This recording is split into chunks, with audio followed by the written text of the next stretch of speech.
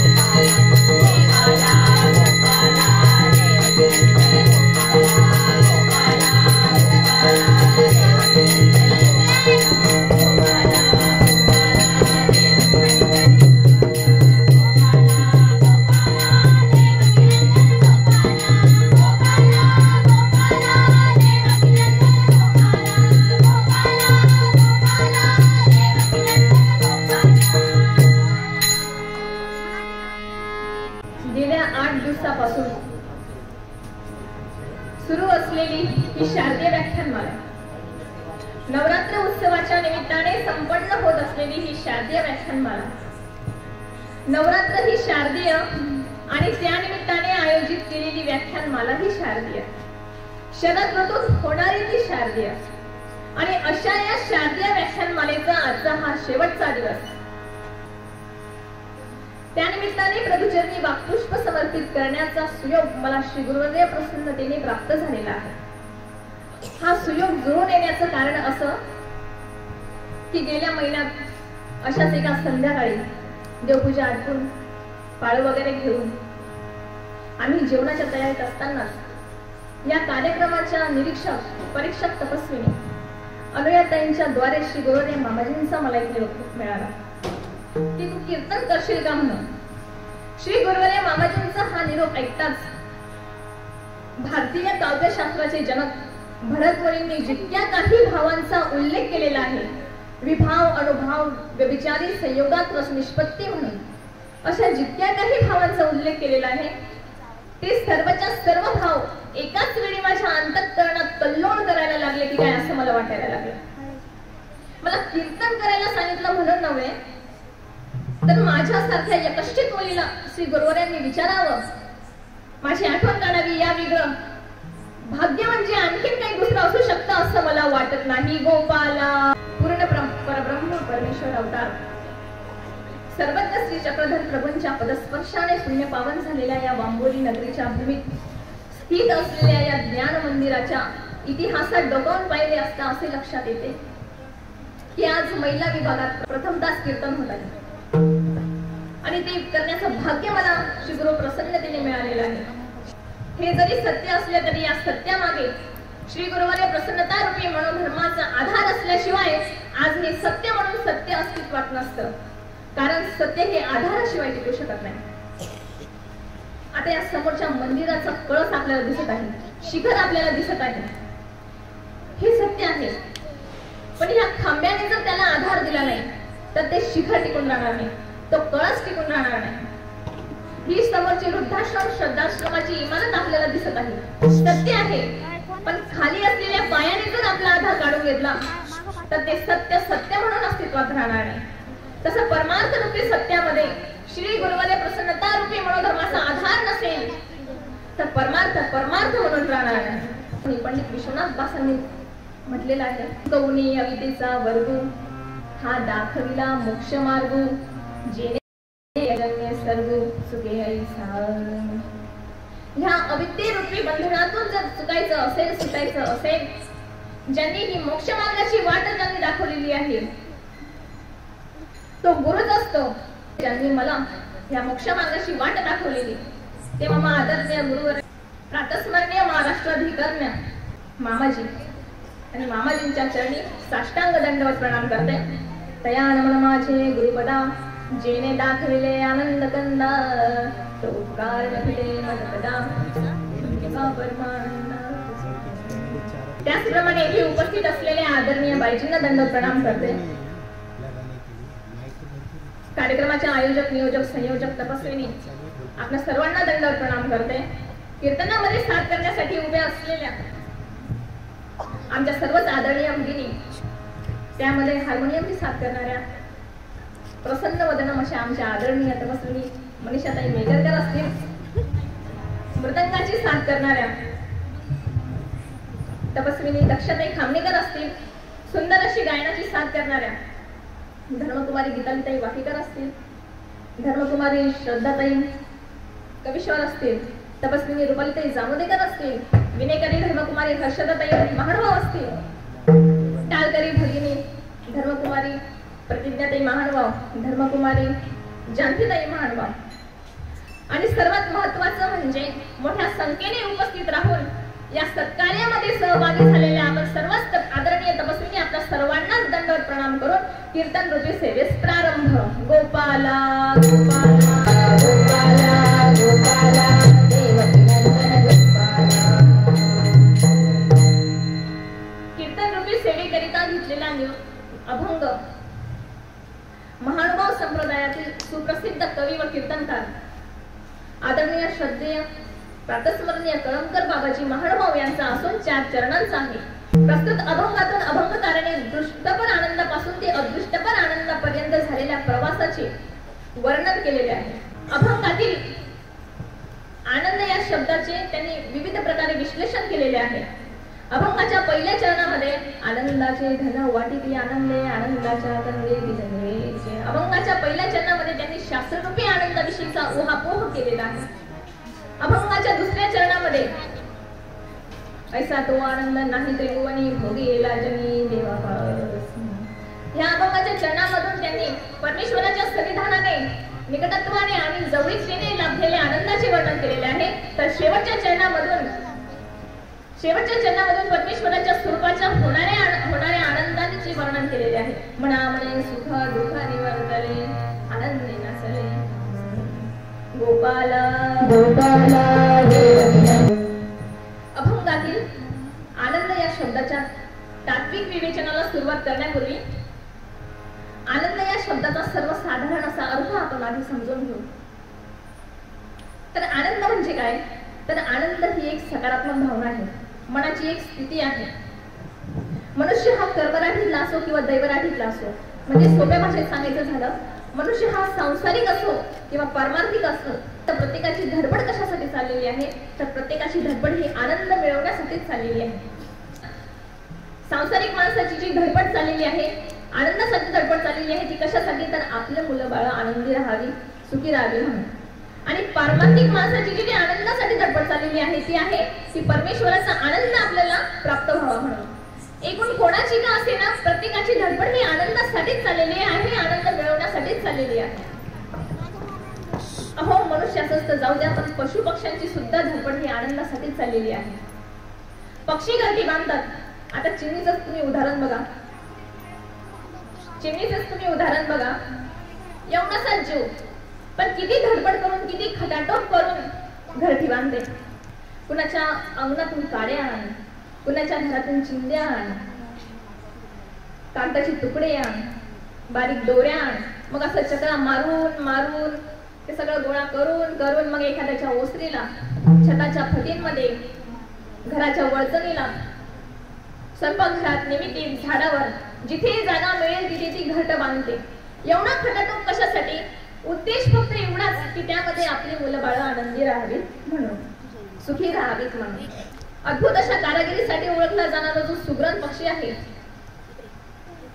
तो आपल्या पिल्लांसाठी सुंदर असा खोपा विणतो. कशासाठी विणतो? तर त्यामध्ये आपली पिल्लं आनंदात राहावी म्हणून. संदेश कन्या कवयित्री बहिणाबाई चौधरींनी याचं फार सुंदर शब्दामध्ये वर्णन केलेलं आहे. अरे खोप्यामध्ये खोपा सुंदर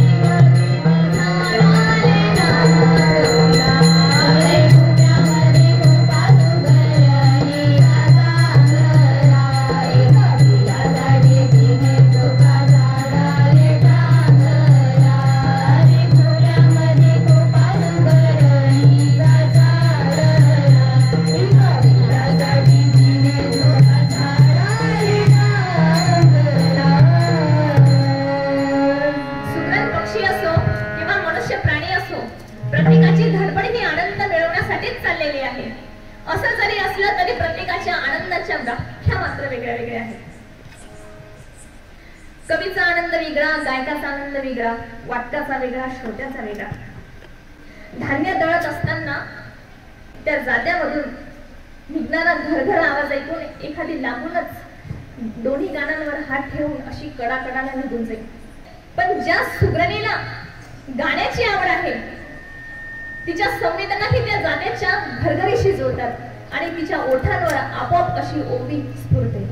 पहिली माझी ओवी ग बाईसाच्या बाबाला, पहिली माझी ओवी ग बाईसाच्या बाबाला, चांबे गौर देवाला ग चक्रधर स्वामीला, चांबे गौर देवाला ग चक्रधर स्वामीला. पहिली माझी ओवी ग बाईसाच्या बाबाला, चांबे गौर देवाला ग चक्रधर स्वामीला. अशी तिला त्या ठिकाणी ओवीच पुरेल. आपलं कणिक भिजवण्याचं मशीन आहे बरोबर.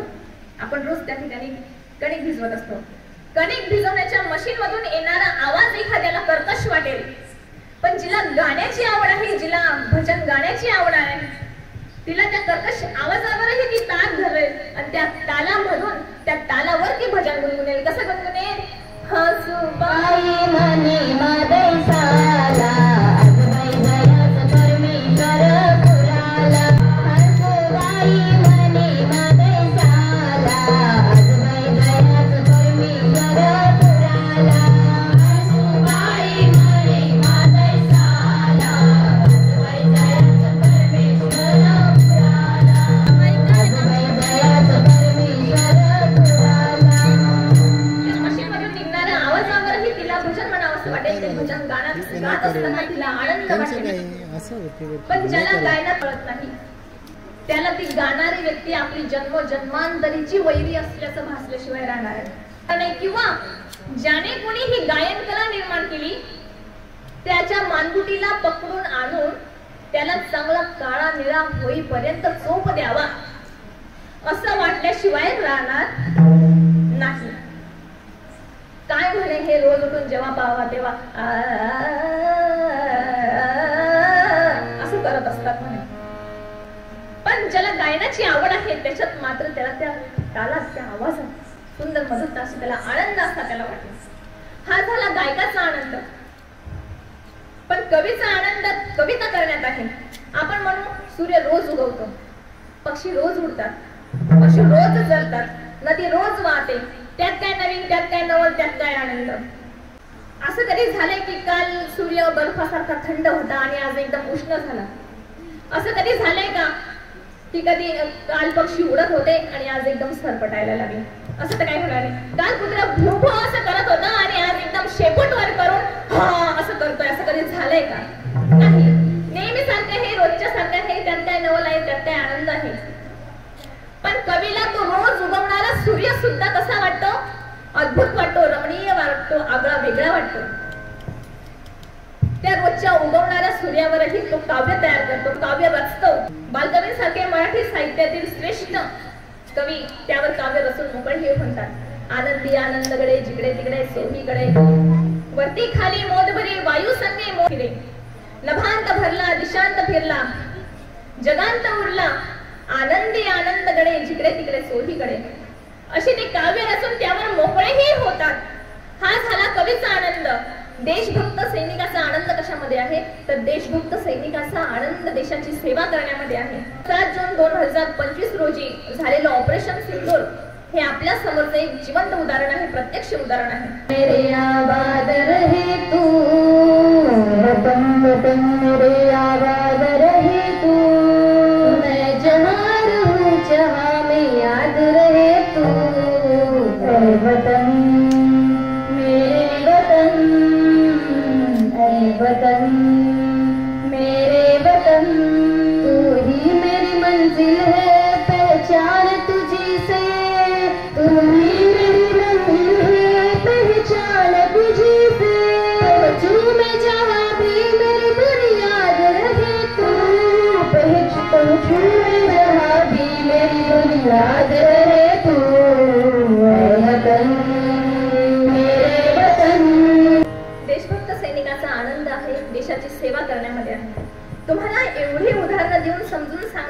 उद्देश एवढा एकच की प्रत्येकाची आनंदाची व्याख्या वेगळी आहे, पण धडपड मात्र कशासाठी चाललेली आहे?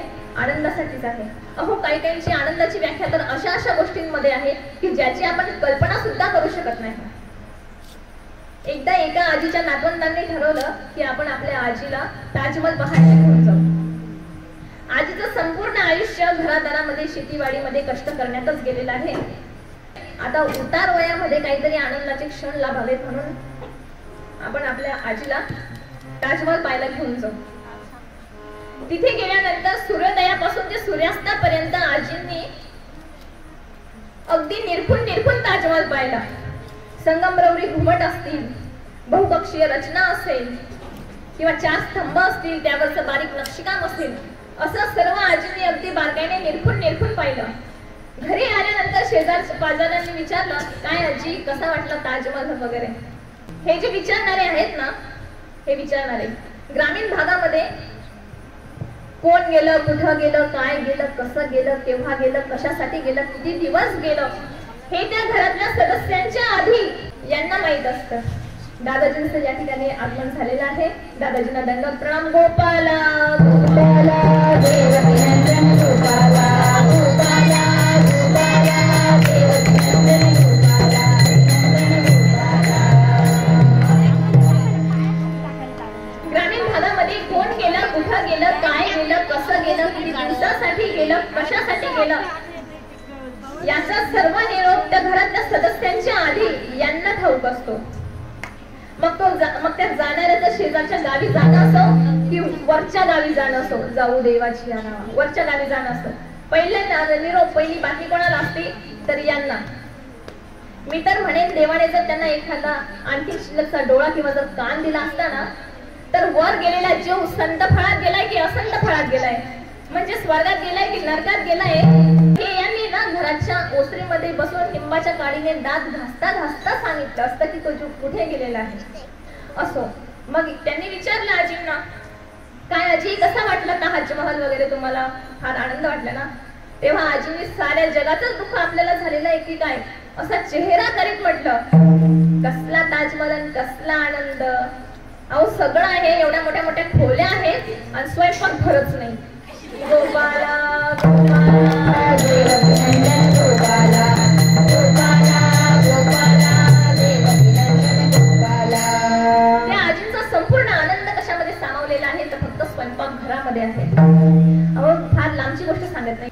गेल्या 6 महिन्यापूर्वीचाच प्रसंग आहे. माझी नेमकीच दीक्षा झालेली होती आणि शेजारच्या गावातल्या एक महिला देवदर्शनाला म्हणून मंदिरात आल्या आणि स्थानाच्या शेजारीच आश्रम असल्यामुळे आश्रमातही आल्या. आम्ही चहा पाणी वगैरे विचारलं. काही नको ताई असं म्हणून त्यांनी डोळ्याला पदर लावला. आम्ही विचारलं, काय झालं ताई, तुम्ही का रडत आहेत वगैरे? काय सांगू ताई,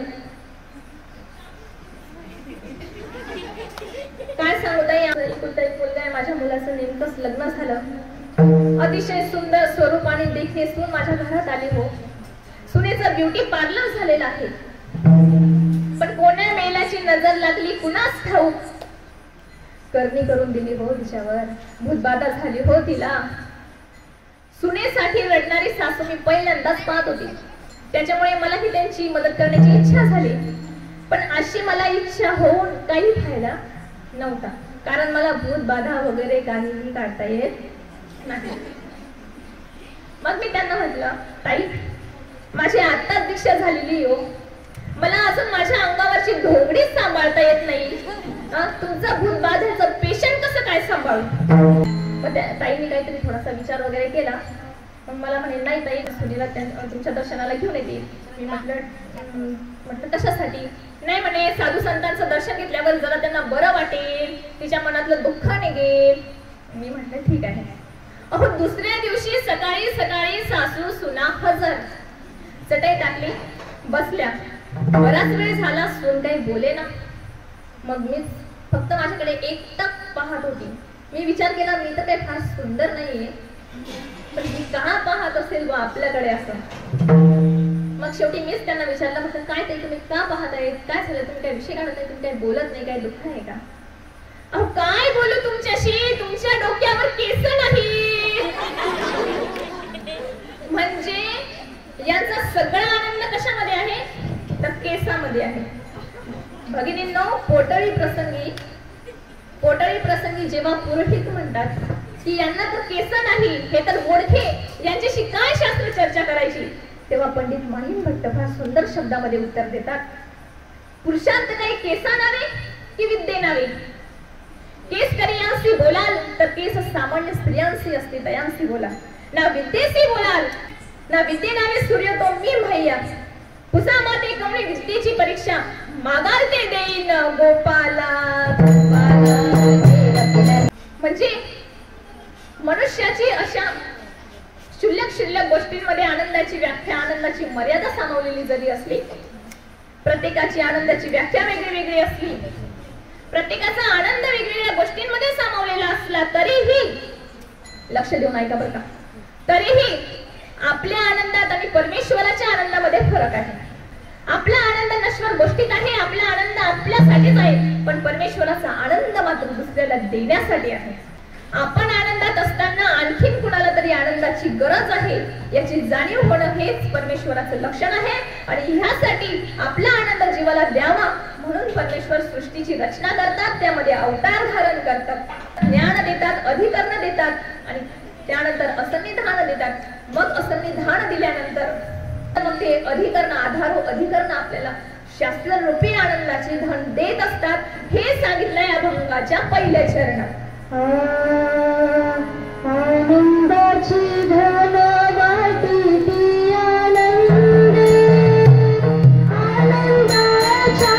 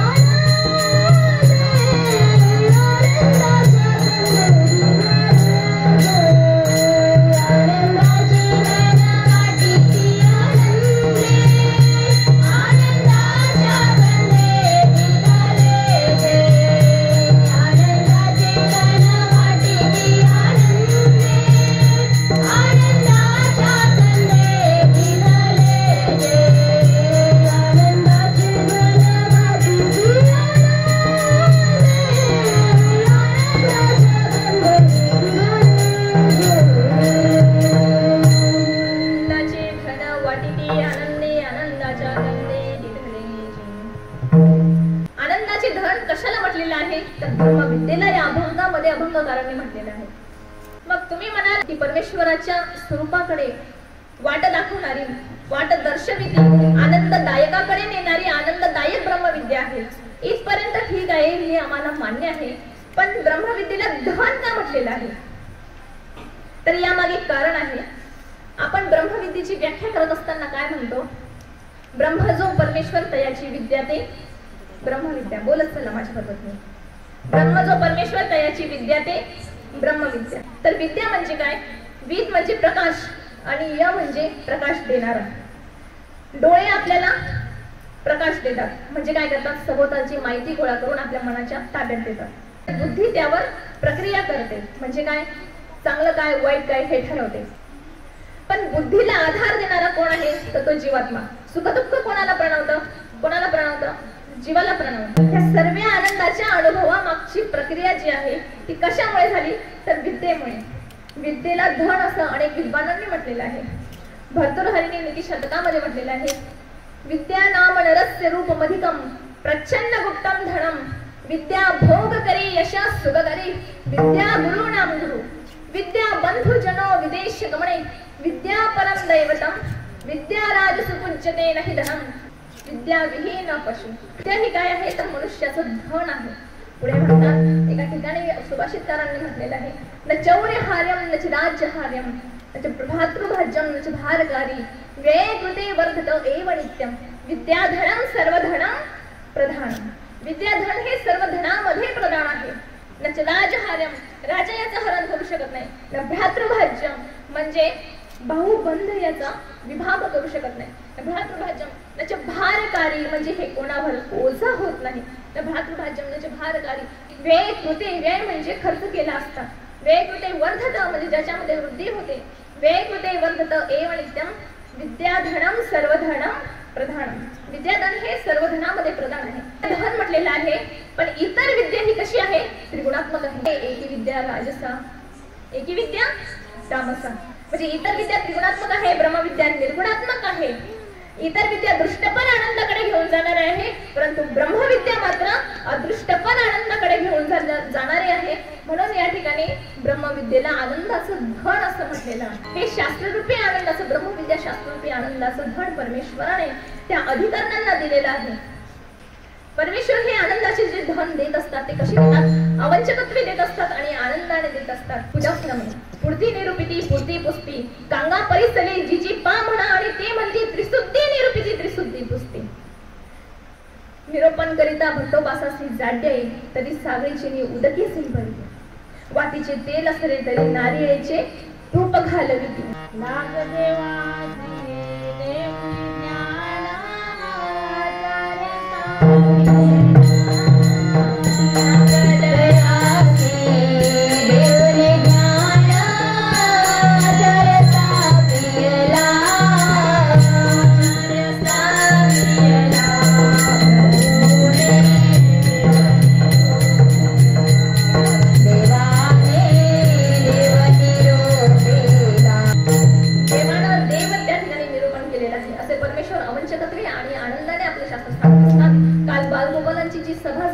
त्या सभेमध्ये स्वरूप दादांनी जो विषय मांडला की परमेश्वर सर्वज्ञ श्री जगदा प्रभू भट्टोबासांची कशी वाट पाहत होते त्याचा त्यांनी अनुकार पण करून दाखवला. कशी वाट पाहत होते म्हणे तर अशी वाट पाहत होते. जीवाची वाट पाहून पाहून त्यांना हे शास्त्र सांगत असतात, अवंचकत्वे सांगत असतात. अहो, निरूपण करण्यासाठी, ज्ञान देण्यासाठीच नव्हे तर ते ज्ञान श्रवण करण्यासाठी सन्मुखही परमेश्वर आनंदाने करत असतात. गळनिंद्याला स्वामींचं अवस्थान असताना स्वामींना निरूपण करण्याची प्रवृत्ती झाली, पण कोणीच भक्तिजन सन्मुख नव्हते. म्हणून स्वामींनी त्या ठिकाणी परसनायकांना स्थिती दिली. पण यापूर्वीही स्वामींनी बीडला असताना परसनायकांना स्थिती दिलेली होती. परसनायक पुढे बैसले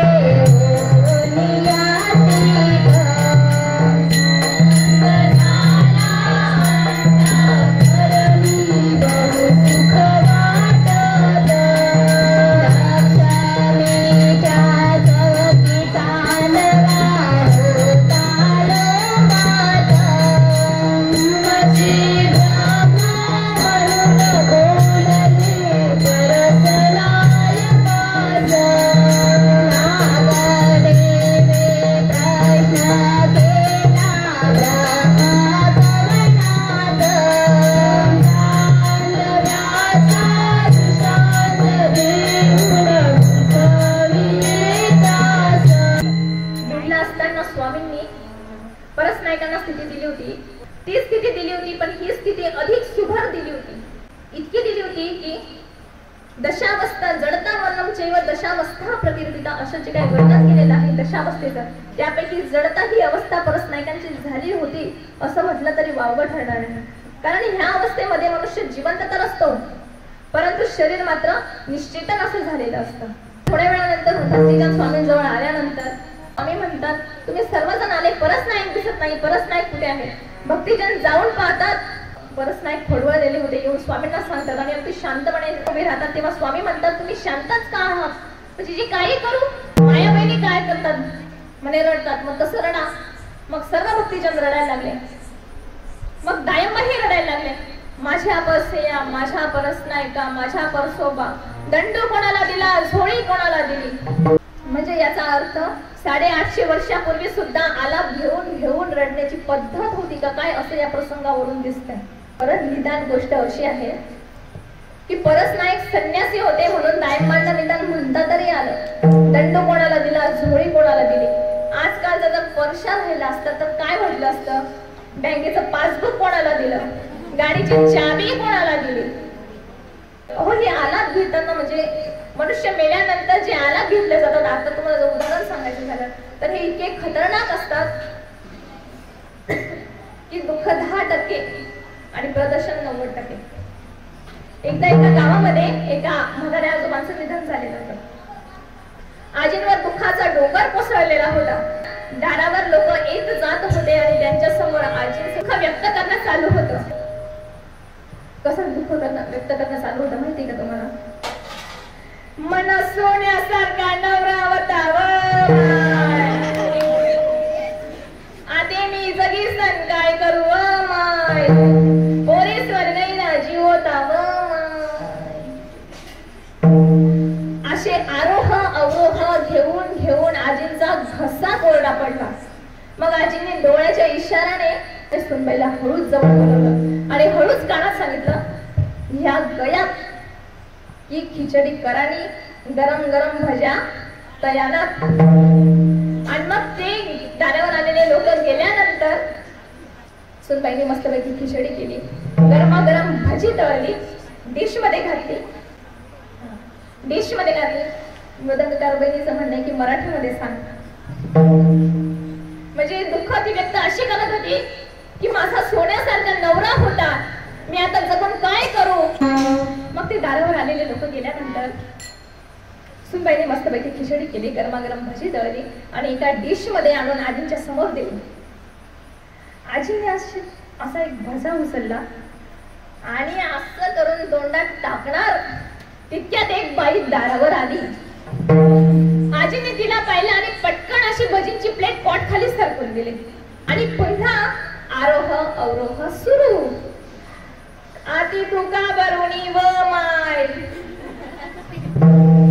तवय तरी येईल होती व माय आली तू तेव्हा तरी यायला पाहिजे होता. ते तुझी आठवण काढत होते पण वास्तविक आजींना दुःख कशाचं होतं तू ह्या प्रसंगी तरी यायला नको पाहिजे.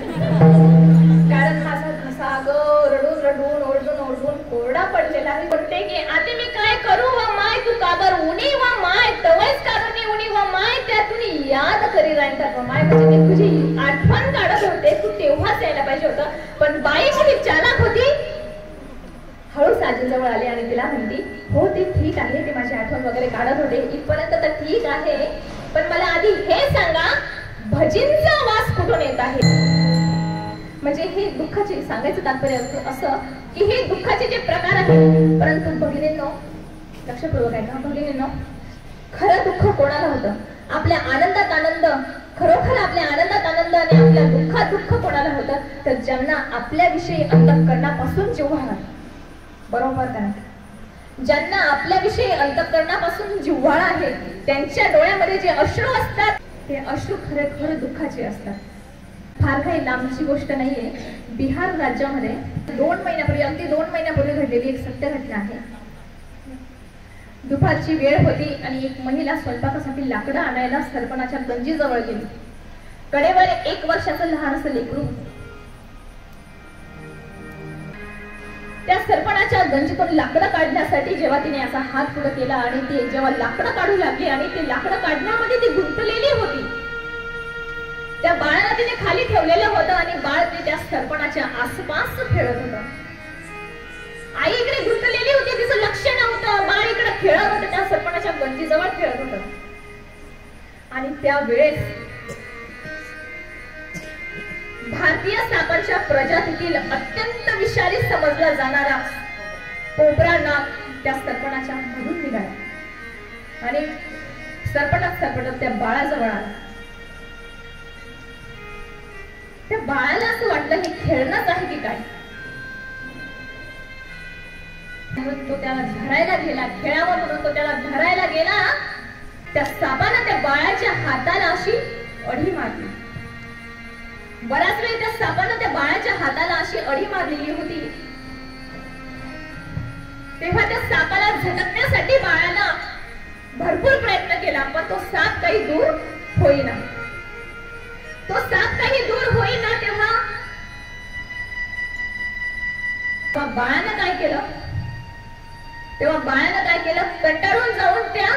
नागाला चावलं आणि अशा ठिकाणी चावलं की चावल्याबरोबर त्या नागाचा मृत्यू झाला आणि बाळ मात्र बेशुद्ध पडलं.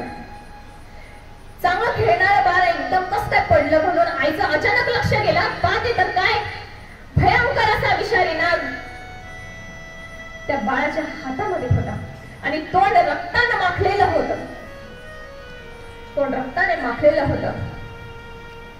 ते असं दृश्य पाहताच तो नाग जिवंत आहे की मेला आहे याची पर्वा न करता, तो जिवंत जर असेल, तो नाग जिवंत असेल तर आपल्याला चावेल आणि आपला मृत्यू होईल याचा विचारही न करता तिने क्षणात त्या बाळाकडे ती झेपावली. क्षणात ती त्या बाळाकडे झेपावली. बाळाला दोन्ही हातांमध्ये उचललं. भगिनींनो, त्या बाळाला 1 वर्षाच्या बाळाला रक्ताने पुरून त्या बाळाला तिने दोन्ही हातात उचललं आणि भरता वेगानं अण्वाने पायानं धावत पळत तिने त्या जवळच्या दवाखान्यात त्याला दाखल केलं. दवाखान्यात दाखल केलं. वेळेवर दवाखान्यात दाखल केल्याने आणि त्या सापाचं विष त्याच्या संपूर्ण शरीरामध्ये भिनलं नसल्यामुळे बाळाचे प्राण वाचले. साप मेला, बाळाचे प्राण वाचले. पण हे एवढं कशामुळे घडलं तर त्या आईने जीवाचं पर्वा न करता त्या बाळाला वेळेवर त्या दवाखान्यामध्ये दाखल केल्यामुळे त्या बाळाचे त्या ठिकाणी प्राण वाचले. म्हणजे या ठिकाणी त्या मातेला जे दुःख होतं ना भगिनींनो, त्या मातेला जे दुःख होतं ते नाकी नव्हतं, त्या आजींसारखं वळवळचं नव्हतं, ते अंतःकरणापासून आलेलं ते दुःख होतं.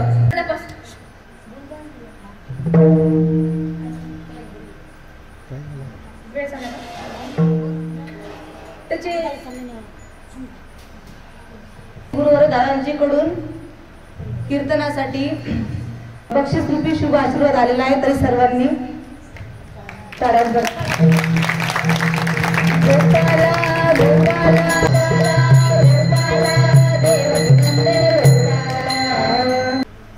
इकडे भक्तीचंद दुःख करत होते. स्वामी त्यांना सांगत होते दुःख न करा, अपमृत्यू एक आहे असे स्वामी त्या ठिकाणी त्यांना निरूपण करत होते. भक्तीजनांकडून काही प्रतिक्रिया नाही पाहिली तेव्हा स्वामीने त्यांना सांगितलं त्यानंतर काय करतात ते करा.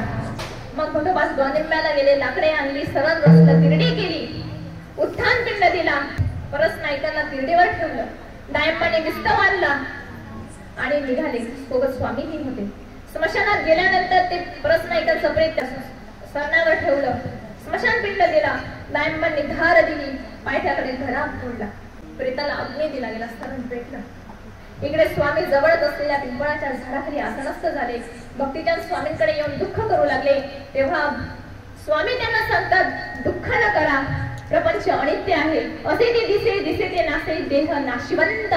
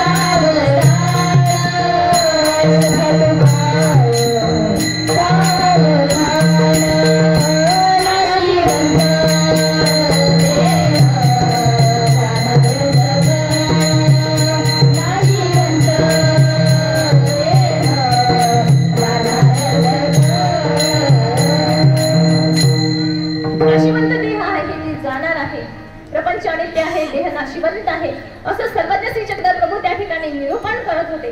इकडे निरूपण चालू होतं आणि तिकडे सरणावर मात्र वेगळंच नाट्य घडत होतं. इकडे सरणाने आता पेट घेतलेला होता, त्याची ऊब परस नायकांना लागत होती आणि त्यांची स्थिती भंगली. तोंडावर उत्थान पिंड होता, तो खाल्ला आणि येऊन भक्तीजनांच्या मागे येऊन बसले. स्वामी म्हणतात तुम्ही का रडत आहे? तेव्हा भक्तीजन म्हणतात की जीजी परस नाईक सरले म्हणून. मग स्वामी परस नाईकांना विचारतात तुम्ही का रडत आहे? परस नाईक म्हणतात जीजी हे सगळे रडत आहेत म्हणून मी रडत आहे. म्हणजे हे एवढं सगळं नाट्यमय प्रसंग घडवण्याचा उद्देश एकच की ह्या जीवाला हे शास्त्र श्रवण करण्यासाठी, हे ज्ञान श्रवण करण्यासाठी अनुकूल बनवून स्वरूपीच्या आनंदापर्यंत पोहोचवण्यासाठी परमेश्वराने हा सगळा नाट्यमय प्रसंग घडवून आणला. म्हणजे अतिशय महत्वाचं असलेलं जे प्रकरण आहे ते संहार प्रकरण त्या ठिकाणी स्वामींनी त्यांना भक्तिजनांना निरूपण केलेलं आहे. परमेश्वराच्या परावाच्या श्रवणाने आनंद तर होतोच, पण परमेश्वराच्या सन्निधान जवळी आणि निकटत्वानेही आनंद होतो हे सांगितलंय अभंगाच्या 3ऱ्या चरणात.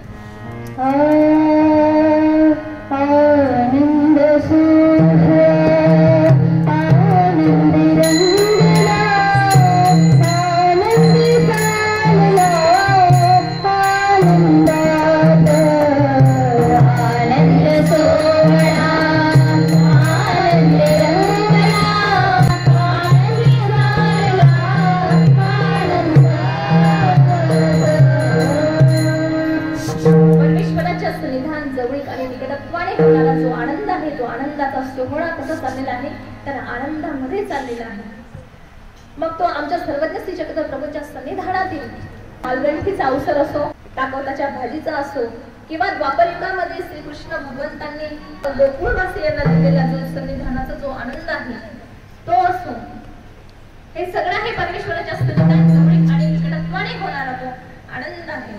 किती सांगू मी सांगू कोणाला, किती सांगू मी सांगू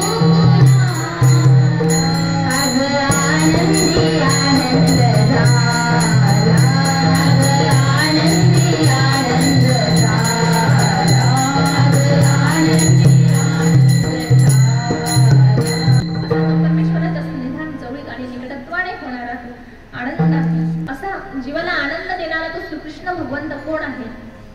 एक शिवी ऐकताच शिरच्छेद करण्याचं सामर्थ्य असताना सुद्धा आणखी 99 शिव्या ऐकून घेण्याचं सामर्थ्य, सहनशीलता ज्याच्यामध्ये आहे तो कृष्ण आहे. सुदर्शनासारखं शस्त्र असताना सुद्धा हातामध्ये बासरी आहे तो कृष्ण आहे. द्वारकेचं वैभव असताना सुद्धा सुदामा मित्र आहे तो कृष्ण आहे. आणि सर्व सामर्थ्य असताना सुद्धा सारथी आहे तो कृष्ण आहे.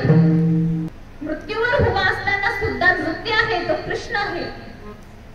आणि स्वतः आनंदमय असताना सुद्धा वेळोवेळी या सृष्टीवर अवतार धारण करून जीवाला आनंद देतात ते पंचकृष्ण आहे. असा तो परमेश्वर, आनंदमय परमेश्वर तो जीवाला आनंद देण्यासाठी अवतरत असतो. हे असं अभंगकाराने या अभंगाच्या माध्यमातून आपल्या समोर प्रतिपादन केलेलं आहे. ते शास्त्रोपी आनंद असो किंवा परमेश्वराच्या सन्निधानाने होणारा आनंद असो, याच्या अभंगाच्या माध्यमातून त्यांनी प्रतिपादन केलेलं आहे. शेवटची जी पहिरवी आहे ते आदरणीय तपस्विनी मनीषा त्यांनी एकंदर होती.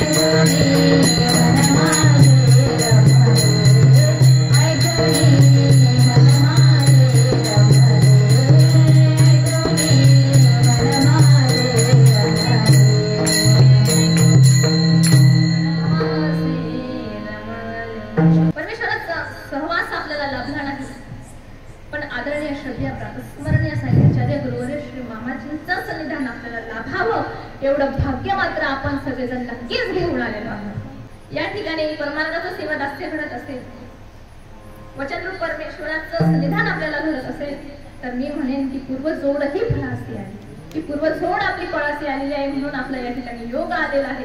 मी परमेश्वर जाता जाता परमेश्वर सर्वज्ञ श्री जगदप्रभू त्यांच्याकडे प्रार्थना करेन की असंच या परमार्गाचं गुरुवर्यांचं सन्निधान आपल्याला लाभावं असा हा वरदहस्त तुम्ही आमच्या सर्वांच्या पाठीशी असू द्या।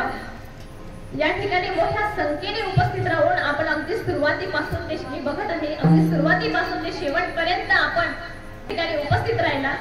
बोबडे बोल तुम्ही या ठिकाणी अगदी कोणी उठून न जाता अगदी शांतपणे सर्वांनी ऐकून घेतले त्याबद्दल आपल्या सर्वांचे मी आभार व्यक्त करते। परीक्षक निरीक्षक तपस्वी असतील आपल्या सर्वांचे आभार व्यक्त करते। अतिशय सुंदर आणि अतिशय गोड असं नियोजन आपण सर्वांनी या ठिकाणी केलेलं आहे। या ठिकाणी माझ्या मागे उभे असलेल्या सगळ्या माझ्या भगिनी आपल्या सर्वांचेही आभार। तसंच गेल्या 1.5 तासापासून साऊंड सिस्टमची व्यवस्था करणारे आमचे आदरणीय बलदेवदास महानुभाव असतील आपलेही आभार व्यक्त करते। झालेली ही कीर्तन सेवा परमेश्वर होता सर्वज्ञ श्री जगदप्रभूंच्या चरणी समर्पित करते। श्री गुरुवर्यांच्या वक्तशीरपणाचा आदर्श डोळ्यासमोर ठेवून ठरलेल्या वेळेच्या आज सेवेला विराम देते। दंडवत करीतो माया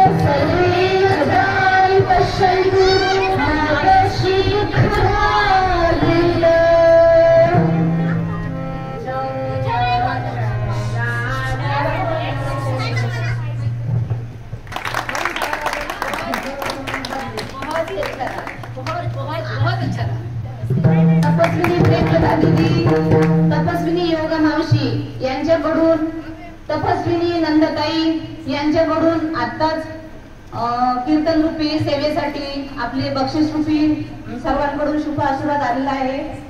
तर म्हणजेच देणगी आलेली आहे। तपस्विनी छायाताई, तपस्विनी विभा मावशी सर्वांचे आभार मनापासून।